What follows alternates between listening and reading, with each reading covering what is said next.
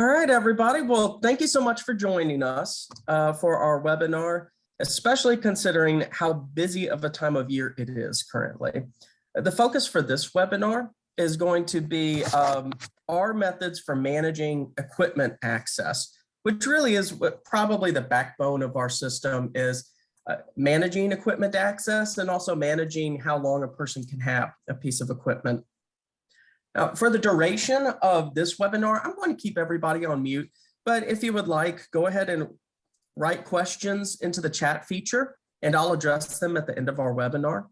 Also, I will be recording this webinar, so I would love for you to share this with others, or if you need to leave in the middle of it, not a problem.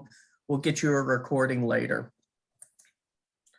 Now, as far as our outline and what we're going to be discussing today, we're going to start out with a little bit about us. So where did WebCheckout come from? You know, a little bit of information about our customers. We're also going to discuss our focus on asset management and asset control, which is really important. Asset control is the part that separates us. And I think the bulk of this webinar is going to be dedicated to the various ways that we control who can access what, and that's going to be through certifications, groups, and patron classes. Now, like I said, a little bit about us. Most of you, your names are familiar, so I think we've had conversations before, but you probably know WebCheckout has been around for a very long time. We're a tenured software company, 22 years old now. And our biggest support is offered to higher education. We have been thankful the last few years. Actually, we've begun venturing into production sectors as well. I think this is because so many students and professors have used us in film and broadcast schools and actually have taken us into the production and broadcast sector. Anyways, 22 years old, we're primarily focused on higher ed. And another unique part about us is that we're a very small team. I think there's only 13 of us here. That's the way we kind of like it. And that helps us to become much more focused on our customers and to provide a certain level of customer service that's unique to our company. Now, since we were started, we have grown to over 400 higher education customers worldwide, something that we're very, very proud of. And our roots actually started at the School of the Art Institute of Chicago. So a couple decades ago, a developer was invited to go there to develop a unique software solution. It was asset management combined with asset control, which was very unique for the time.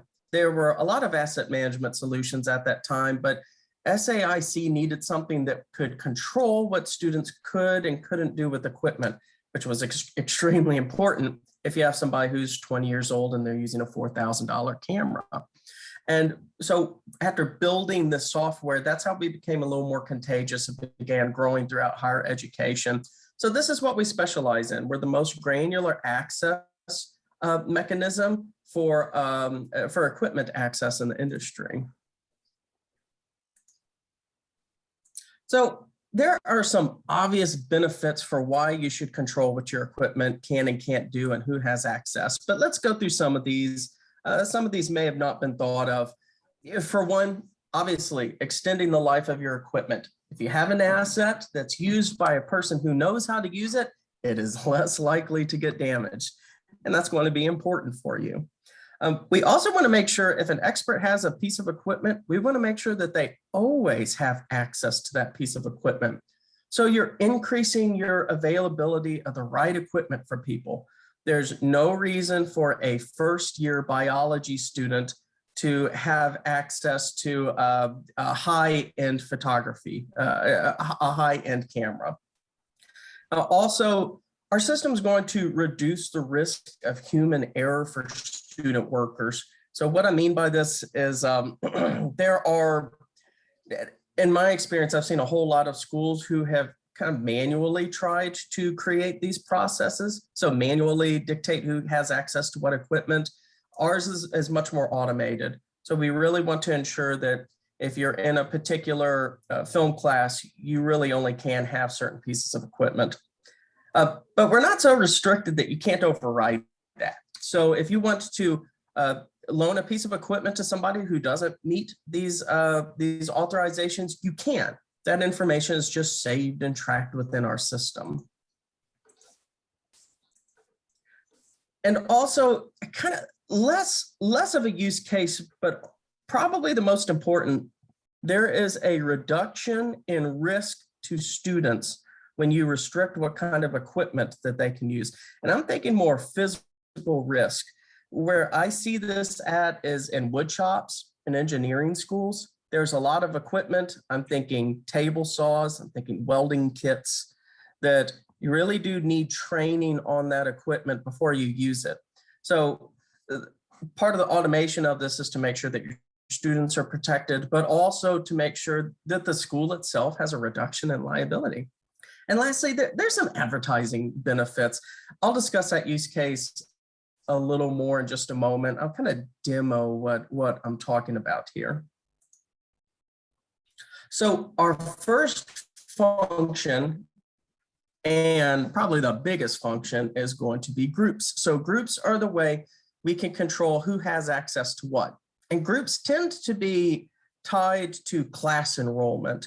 So I keep picking on photography, but if you have a photography class, you can make it to where that photography class is the only class that has access to a high-end red camera. Now, this function's a little unique because this will sound like I'm changing the subject, but when your students want to access equipment to make reservations within our system, they'll use a system called Patron Portal. That's our mobile reservation solution. And the equipment that you see in Patron Portal is completely governed by what groups you're in. So you can only see equipment that deals with the groups that you're actually located in. And I'll show you that in just a moment. Now, some of the examples, other examples people can use for groups, again, it could be tied to class enrollment. Another thing that some schools do is they'll create groups based on freshmen, sophomores, juniors, seniors. And really with groups, you can kind of use your imagination if you want to. Think of, if you have an unusual use case, you can create groups based on that use case. And you can also, you can completely automate this process to where these groups are updated on a nightly basis. So I think an example would be Carolyn, who's in this meeting right now. If she drops out of your film class, she's going to be unable to access some of that high-end film equipment that she could previously. Now, what I'm going to do is give you a quick example of how groups actually works. So to give you an idea of what you're looking at here, both of these screens right here, this is Patron Portal. So this would be our mobile reservation solution. And I have two editions of Patron Portal. The reason the screens look a little weird is this is how it would look on an iPad if a student was going to make a reservation. So for groups, what I want to show you is what happens if Carolyn and I try to make a reservation of a camera. So if I go to Patron Portal and I click on cameras, I have access to a Canon camera, a Red camera, so a high-end camera, and a Sony camera. But if Carolyn goes to the camera section, she only has access to a Canon camera and a Sony camera. And that's because she's not in the correct group for the Red camera. So she must not be enrolled in the exact same classes that I am. And that's how groups would work in your version of WebCheckout. Now, a different side of this would be, let me pull back up my screen, would be certifications. So certifications, this is much more granular. We're going with a more sophisticated use cases here. Groups dealt with kind of limiting access to maybe a whole classroom of students. Certifications are assigned to one student in particular. And the idea here is that a student has passed some kind of examination or maybe a proficiency course to use a potentially really expensive piece of equipment or a delicate piece of equipment, or even a piece of equipment that could be more dangerous. Certifications are unique because you can save whatever test that a student has taken. You can save it to their user profile, and you can make certifications expire. So if you want someone to only be certified for 3 months, after 3 months is completed, that student would be unable to access the equipment. They would have to become recertified. So some of the use cases that we see for certifications, a lot of our photography departments will require certifications to use dark rooms and very high-end pieces of equipment. I mean, just because you join a photography class does not mean that you know how to use a dark room. So they want an extra layer of access to make sure that you know what you're doing there. Another example would be what I mentioned before for wood shops, for engineering departments, those pieces of equipment that could be potentially dangerous for students. Certifications work very well for that. And also for students who actually drive campus vehicles. And we see this in film schools, sometimes in IT, where a van is loaded up with a lot of high-end equipment.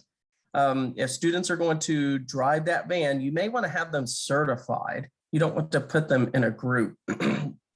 And a quick note about certifications, it's a little different than groups. With certifications, everyone can still see the equipment. So if they go into Patron Portal, and I'll show this to you in a minute, everyone can still see this piece of equipment. You can't actually reserve it. So it's more like advertising, if you will. It'll show the cool piece of equipment that everybody wants, but in order to use it, you can include some notes about what it is you need to pass in order to claim this very, very unique item. So like I said, I'm going to pull this up and show you the difference with certifications. So let's go back to Sean and Carolyn, and what I'm going to do this time, so I'm actually going to book a location or a room, which is something that you can do in WebCheckout. So I'm going to go to mixing bays. Let's do the exact same thing with here. You go to mixing bays. Now notice we both can see it. I mean, everything looks fine. Although I did include a big fat note in here that you have to pass the mixing bay training course. And I included some information about visiting the loaner desk for more information. Well, let's say that Carolyn and I both try to reserve this space. Well, Carolyn, if we click on our basket, a lot like Amazon, and she goes to make this reservation, she's going to be gracious and agree to our terms and conditions. She can go ahead and submit the reservation. Everything here is just fine. Me, on the other hand, I'm a slacker. So I decided not to get certified because I was lazy. I'll agree to the terms and conditions, but if you scroll down here, I'm not certified to use this resource. So again, I'm going to have to read the notes and figure out what I need to do to get my certification to use this piece of equipment in this room. It's a little bit of an idea about how certifications are going to work for everybody. And then lastly, we're going to take a look at patron classes. So patron classes are unique. They actually deal a little more with our policies. So these are going to be some of the rules that you can live by. How long a person is allowed to have a piece of equipment is an example of it. And a patron class could be, you can create as many patron classes as you want so that people can live by different rules. So an example would be if you have a student may only be able to reserve a laptop for 2 weeks, but a professor on campus may be able to reserve that laptop for the entire semester if you want. And some examples of this would be, well, what I just said, we've seen a lot of people divide patron classes by employees compared to the student base. We've also seen people create patron classes based on freshmen, sophomores, juniors, seniors. Internationally, we've seen customers classify patron classes quarterly, semesterly, or even trimester. And also inside film schools, and even actually in the film world, some people will create patron classes for producers, groups, and production assistants alike. So I'll give you an example again of how this is going to look. We're actually going to switch from the student interface on an iPad to your interface this time, which is the WebCheckout's primary administrative page. And I'll go ahead and note, since I'm here, this is the front page of the administrative system. This is what you would see all the time. We have a dashboard up front that shows you your orders that you need to prepare for, the orders they're going to be returning. And also we have some quick reservation and quick checkout functions to where you can just scan a student's ID card and scan a piece of equipment and deploy it very, very quickly. Now I'm digressing a bit. Let's go ahead and go to our checkout centers, and we will take a look at Patron Classes and how they work. So for this system, my Patron Classes are actually dedicated to clients, interns, independent contractors, and employees. Again, you can change these to anything you want. So let's say we're going to create a Patron class for interns. And since this person is an intern and they're going to be checking out laptops, we really only want them to, let's say they can only check out a laptop for 8 hours. We're a little cautious at this point. We don't want them to have it for much longer. Who can blame you? But let's say we want different rules for an employee, maybe a tenured employee. A tenured employee could reserve the exact same laptop for 12 weeks. So again, this is an example of how we can create different rules for different people in this system. Now I'm going to revert on back over to my PowerPoint.